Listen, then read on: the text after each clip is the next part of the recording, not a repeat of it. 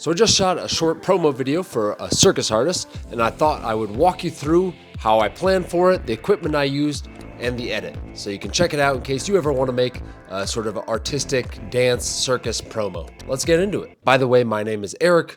I am a circus artist and filmmaker based in Montreal, Quebec, if ever you want to make a project together. So let's run through the camera gear real quick, although every camera is good these days. But basically I was shooting with an Fx3 on a Sigma 24-70, 14-24, and occasionally a Helios 52. It's a weird focal length.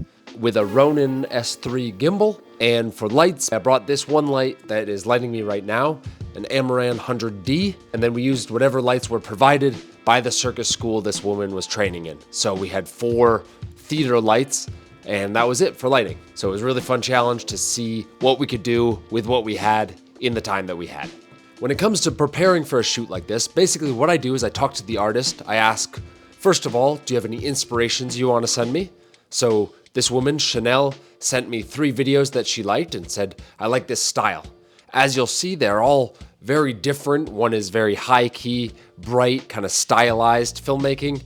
Another one is very moody. Another one is shot in the space we would actually shoot in.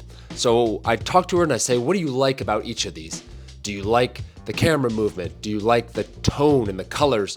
Do you like the simplicity? And I try to really dig into what she likes so that I can deliver exactly what she's hoping for to get out of this experience of working with me and hiring me. After that, I have the artist send me any videos they have of themselves so I get an idea of what sort of tricks they do, what their style is, what their aesthetic taste is on stage.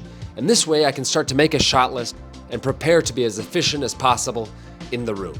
I also went through her Instagram and found stuff and said, hey, do you still do this trick? Do you do that trick?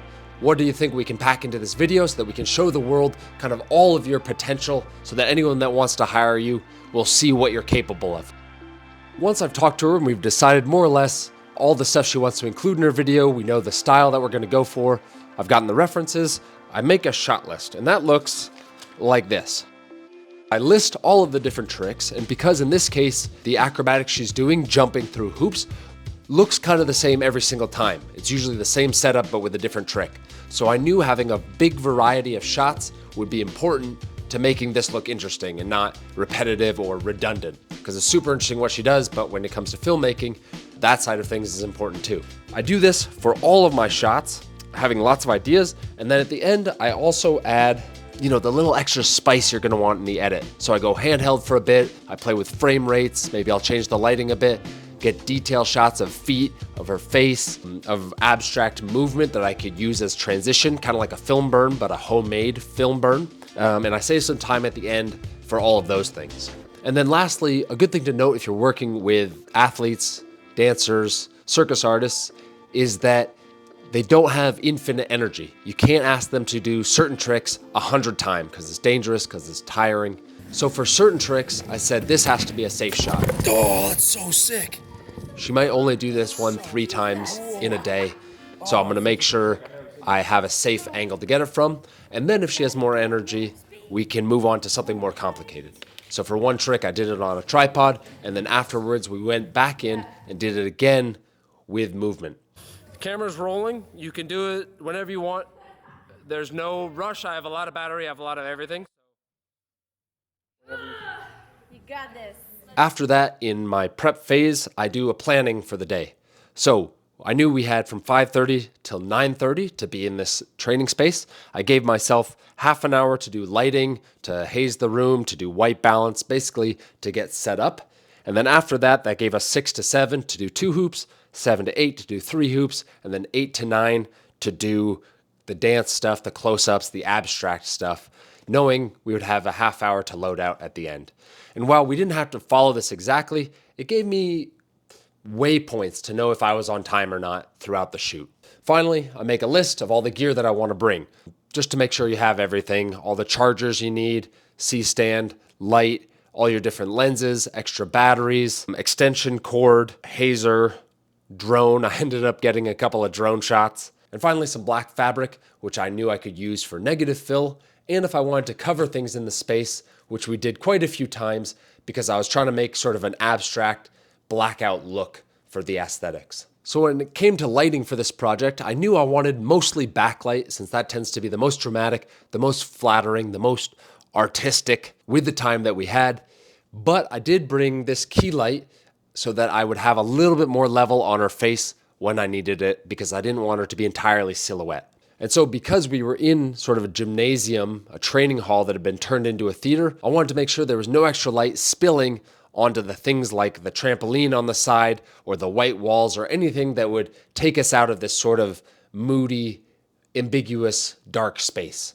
So I would flag off if light was spilling to the side, or I would put black fabric over anything that reflected light, like carabiners, like rigging equipment. And I think that gave us a pretty nice vibe given the circumstances and what we could do with the space we had. Two more useful things to remember when you're filming this stuff. Make sure you have an opening shot and a closing shot. And this could be for a documentary, for anything, kind of a hero shot that would let me end on it and put her name as a title. My partner there, who was acting as sort of a director producer and also communicating with Chanel, because sometimes I would be speaking camera or talking about camera settings or something. And my partner was like, Eric, she doesn't know what you're talking about. Make sure you speak the talent's language. Make sure you talk to the actor in a language she can understand. So sometimes that meant not telling her what frame rate I was in, but telling her, listen, I'm just focusing on your hands right now, so you don't need to give me anything with your face. You can save your energy for later. Or I am focusing on your face, so your acting can be really subtle, or you can look directly at the camera or don't look at the camera. And those are the sorts of things that'll help your talent more than telling them your focal length, for example. So one thing I did while I was filming was to put the phantom LUTs on my monitor. So I already knew, looking at my monitor, exactly what the final image would look like pretty close. So color grading was pretty easy because I had already assured in camera to get the look that I wanted. I filmed everything in 60 frames per second, except for the occasional 120 frames per second, because I knew a lot of the times I was going to want to slow down the footage and give myself that option in post. I think only the detail shots of her feet or the close-ups were shot in 24. Everything else I filmed in 60 frames per second so I could slow it down to about 40% of its original speed. One more tip for the focus when you're filming.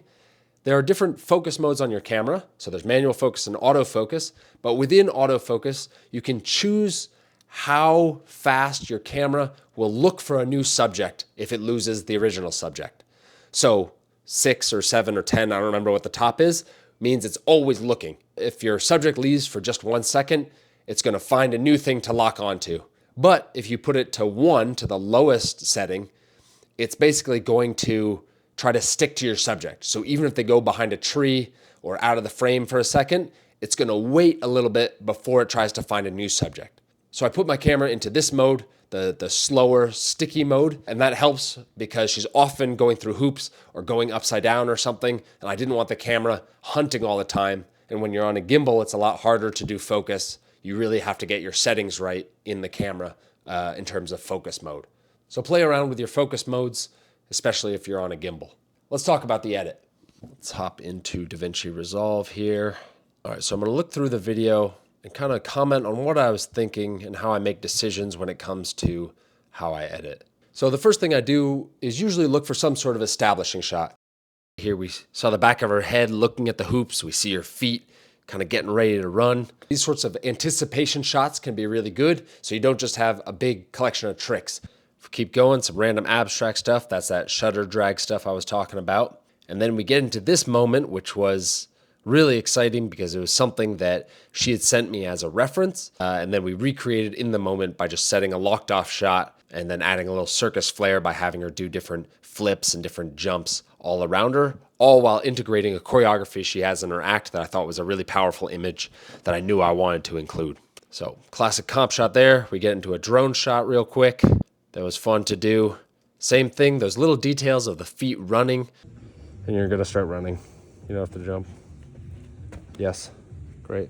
I think it's super important because it just gives another taste other than the tricks. It gives us just a little more something to look at, a little more humanity to this person. You know, they have feet, they run. I don't know what I'm talking about.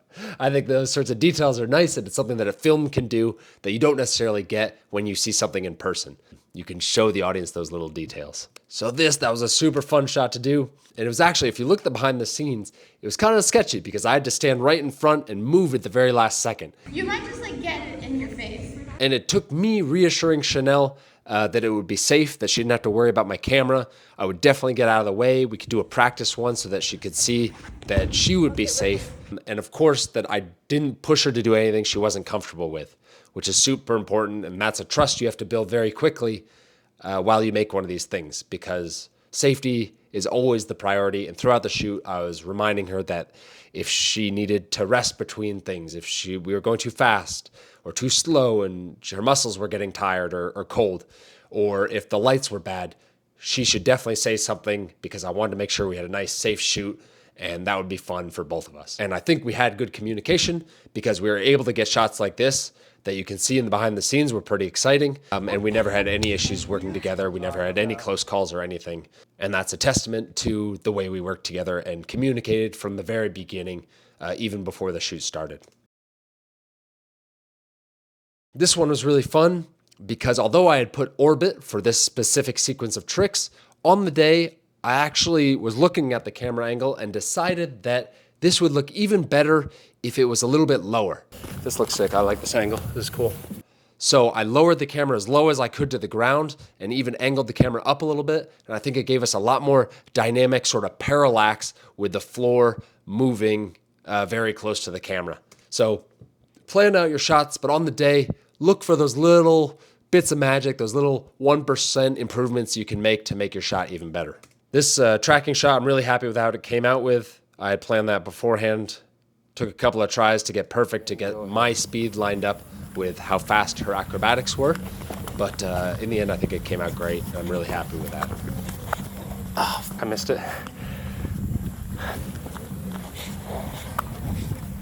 Yes. This next shot is one of the only shots we've put on a tripod because she didn't want to do it 100 times. And then you can see in post, I added just a little digital push in because I felt like a tripod shot kind of stood out compared to all of the other movement we had throughout the video. This shot, I love. I knew I wanted this. After we did it, I was super happy with it, but felt like we didn't get to see how good her lines were. So we reshot it from another angle because I really wanted to show off how flexible she was, how she pointed her toes during all of her acrobatics, because I thought that was something unique to her that not every hoop diver does, and is kind of one of her selling points. And that's something you should watch out for if you're not used to filming these sorts of things. Circus artists and dancers, they know their bodies and they know what looks good and what doesn't look good.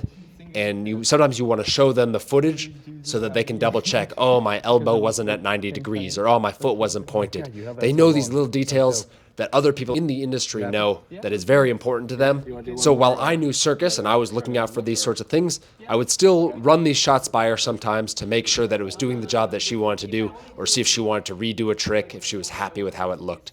And especially if you're not in the industry, it's really important to check those details because they matter to the people that might end up hiring your artist. This is the barrel roll shot. This is a feature on the RS3 gimbal. You can basically make it do a barrel roll. I'd seen it in a dance video. I wanted to try it. So I practiced in my living room with different speeds and basically decided that I liked a half a turn when it came from upside down to then the trick happening when it was right side up. And I thought more than that was kind of gimmicky. So I ended up going with just a half turn, and I'm really happy with how it came out. And then this is the last shot in the video. It was actually the very first shot we did of the day. And you'll see at the end, I made sure to get a hero shot, a nice center frame of Chanel, symmetrical, make sure it was well lined up with the different lights, make sure I had room for a title if I wanted. I gave her a little bit more headroom in case I wanted to put the title up there. But finally, I ended up masking her and putting it right behind her shoulders. So the title's kind of close to her eye line, which is where I wanted people to look. And that's that hero shot I was talking about. Make sure you get your opening and your closing shots, and you have an idea of a couple of options for your montage. And that's the video. So for the color, I didn't really do much. Sometimes I'll do a lot more work on the color. Here, I basically just left that same LUT that I had on my monitor during the filming. And same with sound design. I didn't do too much. I knew I didn't want to put too much effort into the sound design on the day. So basically, I did a couple of whooshes, a couple of sound effects for when she landed, but I didn't take a lot of audio during the day. Sometimes if that's important to me, I'll either attach a mic to my camera, or at the end of the session, I'll just get some random sounds, you know, her feet running on the mat, or her breathing, or whatever other sound relates to the movement, so that if I do want to, I can go do my own sound design afterwards. But for this project, we agreed it wasn't necessary, so pretty minimal sound design. Thanks for watching. Hope you learned something from this video, and enjoy the final product.